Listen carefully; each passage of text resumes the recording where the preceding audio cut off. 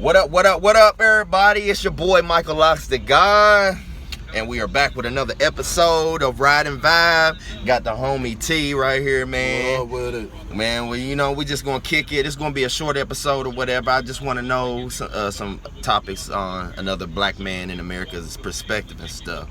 So that's what these is for. This is encouraging everybody to talk about race and the racial issues and stuff instead of just sweeping it under the rug, because sweeping it under the rug is not something that's going to get it fixed. It's just prolonging it. It's like putting a band-aid on a wound and the wound not really healing. I want to know your perspective, like being a black man in America. All right, like we see what's going on.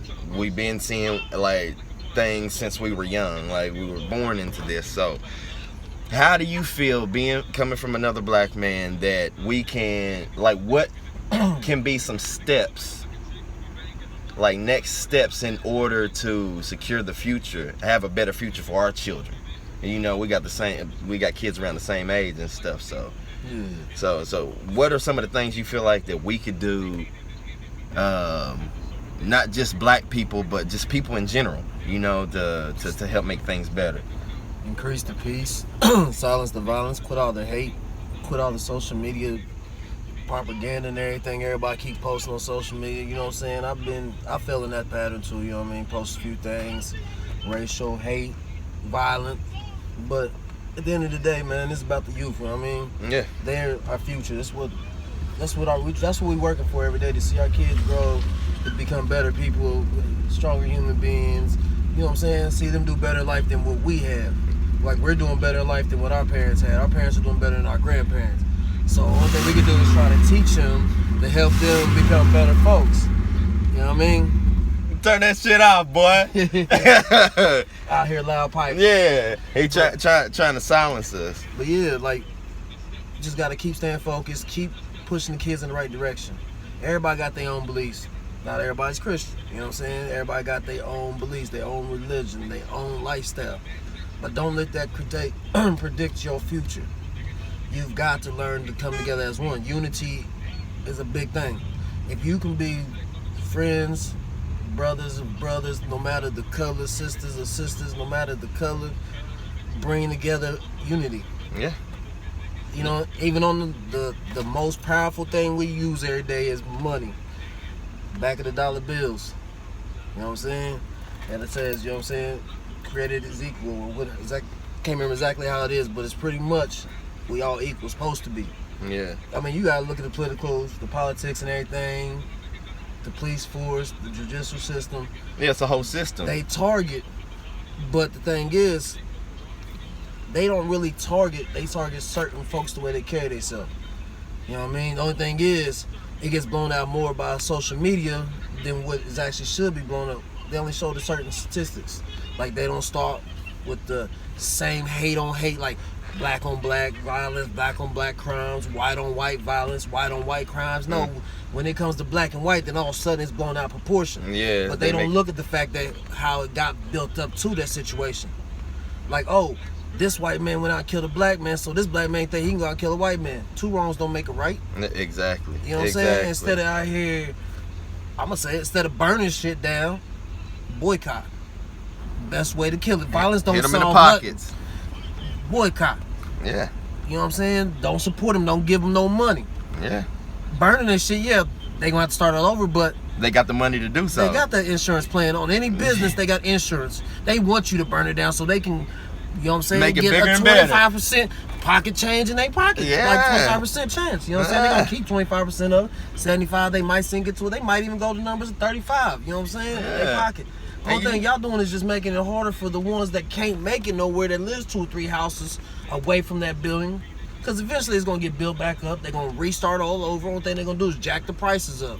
Yeah. But they still going to eat supply and demand. Yeah. If you no matter what you put, if you put something in that area, especially deal with food, grocery stores, little stores, it's going to still bring people in there no matter how much it is. Yeah. Especially if you only want for 7 miles. Yeah, exactly. So, like, yeah, you ain't got nowhere else to go. What you gonna do? Nothing. You ain't gonna starve. Burning ain't doing nothing. These people still got the food and they, you know what I'm saying? Burning they shit down ain't gonna do nothing. For what? put a debt in everybody's pocket. Next thing you know, our taxes done jumped up. Everybody fussing about taxes, but all the shit y'all done burnt, everybody done burnt down. They gotta make their money back somehow. Yeah, exactly. You know, and like I can see it from both sides. It's like burning stuff ain't gonna help.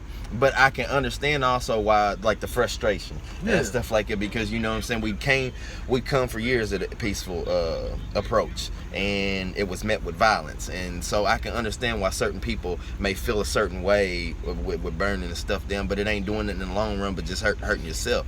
And it's like you said, boycott. Like, if we feel like we need something, then we make it ourselves, like our own football league, our own basketball leagues, our own, you know what I'm saying. Well, what did Ice Cube now start? What was I forgot what that league it is or whatever, but they started one a few years ago, and I caught a few games of it, and it's pretty cool and stuff like it. But that's stuff that we need to do, you know what I'm saying. There ain't nothing wrong with having our own. A lot of people are like, why you want to be segregated and stuff like that. There's nothing wrong with having your own and stuff like it. And it ain't necessarily being segregated, it's getting yourself away from them bad vibes. Yeah, like if I decide not to fuck with somebody because whatever they choose to do, then that's me bettering myself. Yeah. If I see you going down the wrong path, then I can't vibe with you. Yeah. You know what I'm saying? I got kids to look at. I can't be a father from a jail cell.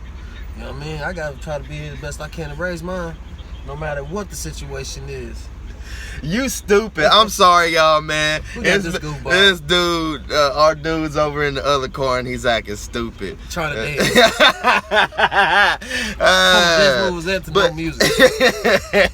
But yeah, real talk, man. And I mean, it's like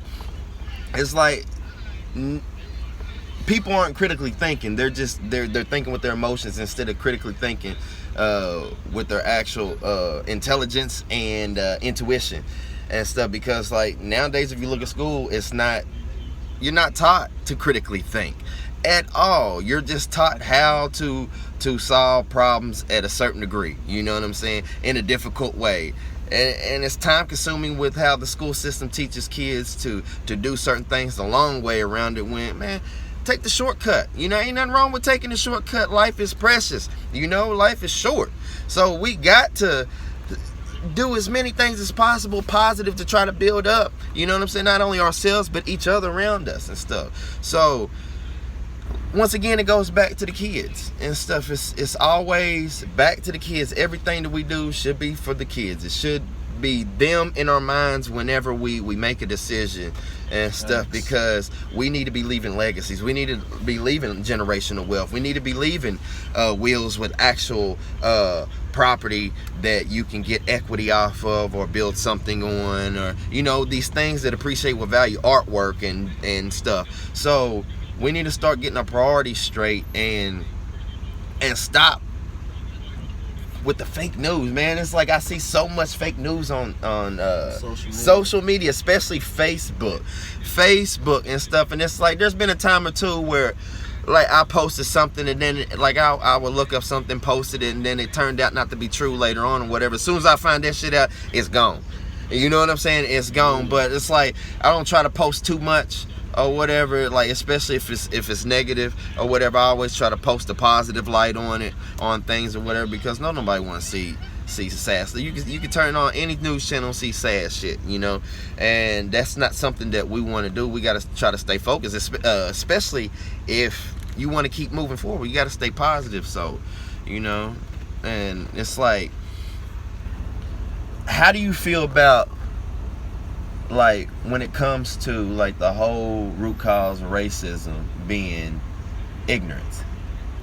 The funny part is a lot of people don't even realize what racism is. Yeah. What am I looking for? They're prejudice against people for the way they are and call it racism. Man, you can't be mad at one black man for what another black man did. You can't be mad at one white man for what another white man did. Like, you gotta quit hating on people because of their skin color. What, be jealous of somebody because what, their skin's darker? That don't mean nothing. That don't mean nothing. God made everybody different. We don't want to live that boring black and white life. No, everybody has different. Like, some grow facial, some can't. Variety. Some, you know what I'm saying? Some are blessed with wealth, some aren't.